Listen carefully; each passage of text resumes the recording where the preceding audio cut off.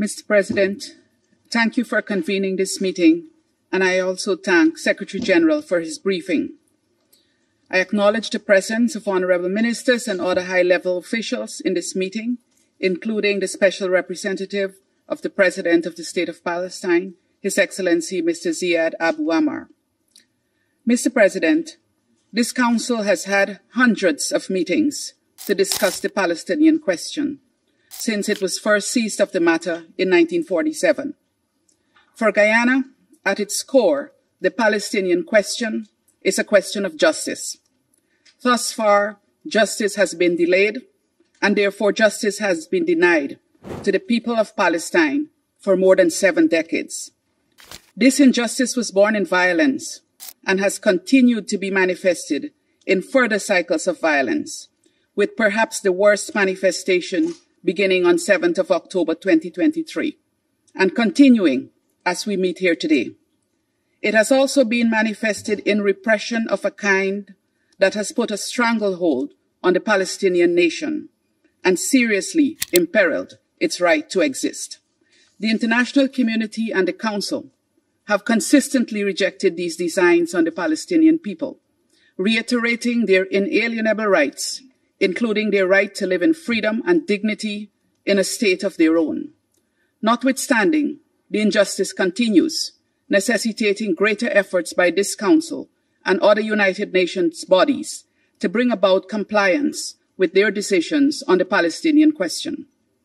This is the fundamental difficulty in addressing the injustice against the Palestinian people: non-compliance with legally and morally binding decisions, and a lack of accountability for this non-compliance.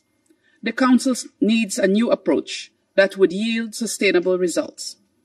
Mr. President, Excellencies, the latest cycle of violence against the Palestinian people in the Gaza Strip has created a crisis of catastrophic proportions. It may take generations for the consequences to be addressed. Homes, schools, hospitals, roads, and other critical infrastructure have been destroyed, concomitantly depriving more than 2 million Palestinians of their right to be free from arbitrary interference of their homes, to education, to healthcare, and to a dignified existence. This war is also leaving a devastating human toll, with nearly 34,000 Palestinians killed and close to 80,000 injured since October 7th. The occupying power, Israel, has described this war as a war to destroy the capabilities of Hamas. In reality, however, it is a war that is destroying women and children at a disproportionate rate. They represent almost 70% of those killed. It is also a war that has created fatal levels of insecurity for civilians and humanitarian personnel, including UN personnel, with more humanitarian workers killed over the last 6 months than in any single conflict in a single year. Mr. President, dear colleagues, having considered all of the deprivations to which the population in the Gaza Strip has been subject to since October 7th, one can justifiably conclude that a deliberate strategy of collective punishment of the worst kind is being inflicted on the Palestinian people.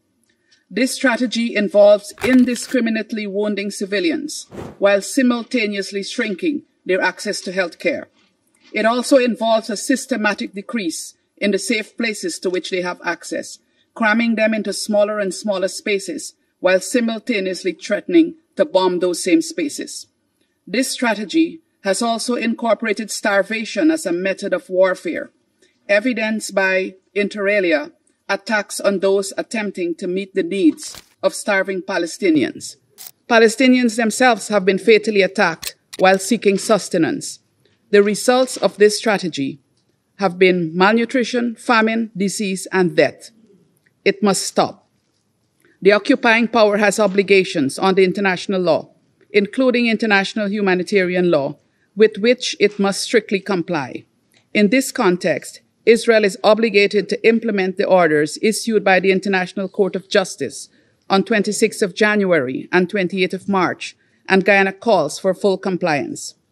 Guyana reiterates its call for an immediate and sustained ceasefire in Gaza, as demanded in Resolution 2728, Without a ceasefire, humanitarian efforts in Gaza will not have the desired impact of alleviating the suffering.